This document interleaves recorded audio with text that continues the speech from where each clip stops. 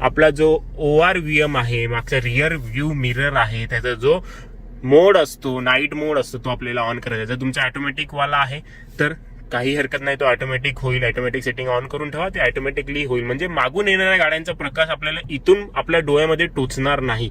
तो मॅन्युअल असेल, स्विच जो आहे तो खाली करायचा आहे, अशा वेळेला प्रकाश जो आहे तो तेवढा आपल्याला टोचणार नाही. आणि जर तुमच्या गाडीमध्ये तो नाहीच आहे, तर अशा वेळेला ह्याची दिशा जी आहे ती आपल्याला अशी बदलायची आहे, वरती करायचं. आणि हे जे 2 मिरर आहेत त्याच्या मदतीनेच आपल्याला ड्रायव्हिंग जी आहे ती करायची. म्हणजे ह्या मिरर मधनं देखील डोळ्यावरती ताण येतो, परंतु एवढा नाही आहे जेवढा इथून येतो.